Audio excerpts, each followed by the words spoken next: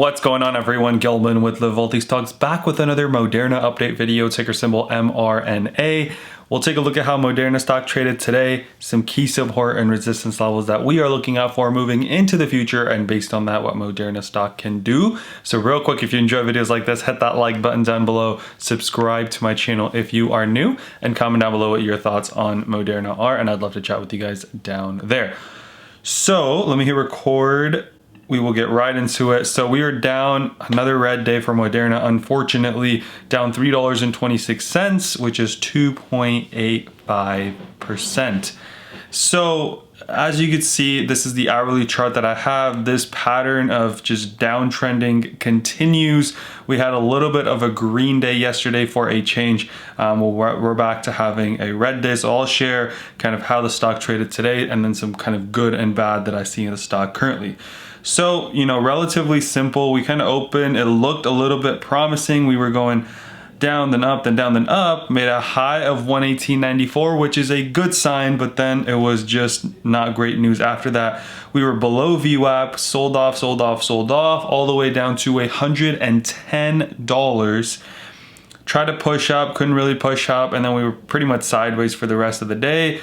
Pushed up a little to 112s and then dropped this time all the way to 108.80s and then pushed up to the 111.13 where we closed down another 0.5% after hours. So overall in the day down over 3.25%, between 3.25% and 3.5%. So again, not a great day for Neo stock overall. So let me show you guys kind of what I see that it could be that I see as kind of a good thing and then potentially not a good thing, right? So the good news is, although we had a red candle, we made a higher high today and a higher low today. So our high yesterday was 116.25.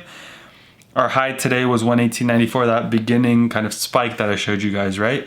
Our low today was 106.80, or yesterday was 106.88, today was 108.80. So that is a good thing, right? We are making a higher high, which means the stock was able to go higher than we were yesterday. We didn't fall as much as we did yesterday. Both of those are positive things for the stock. So what's the bad news? Well, if you watch my videos for the past couple of days, you know the line that I'm watching, and that is this 55 EMA, the 55 exponential moving average. That line is at 112.43, and so we have yet another day where we closed below the 55 EMA. 2 days ago, if you guys remember, after that huge red day we had, we closed below it, right? The 55 EMA was 112.41. We closed at 111.40, so about $1 below. Today, it's at 112.43, and we closed about 111.13, a little more than $1 below. That's something that I don't like seeing in the stock, right? I want the 55 EMA, once we're above it, to be a level of support. I want the 112.43 level to be a good support level, but unfortunately that's just not happening for Moderna. So that's something that, really worries me, and I'm hoping that in the next couple of days it can capture. In the past 3 days, it does look like it's starting to consolidate a little bit, but only time will tell if we can eventually start to either go sideways and then go up a little bit, or if we continue this downtrend. For me personally, I am long in the stock. I own shares. Currently got out of my vertical put spread, my credit spread, because it was a January one, and I would just be losing too much time value by holding on to it. Holding on to my shares though, because I do believe in the stock for 2021. They have $13 billion in kind of vaccine orders or expected revenue, 13 billion with a B. In the first 3 quarters of 2020, they've only done 200 and something million. So that multiple is great. They have some good news coming with their cancer vaccines, their cancer therapeutics, and other vaccines that they have in the works. So that's good news for the stock. But what we have to understand is this COVID vaccine, we don't know if it's a one-time thing. We don't know if it's going to be a yearly thing. If it's a recurring thing, right? If it's a recurring vaccine that people need to take, sure, this revenue can continue. But if it isn't, then this $13 billion of revenue in 2021 will be significantly reduced in the year after. So that's something to keep in mind as well. Again, I am long-term bullish, but I like taking a look at the goods and the bads of the company.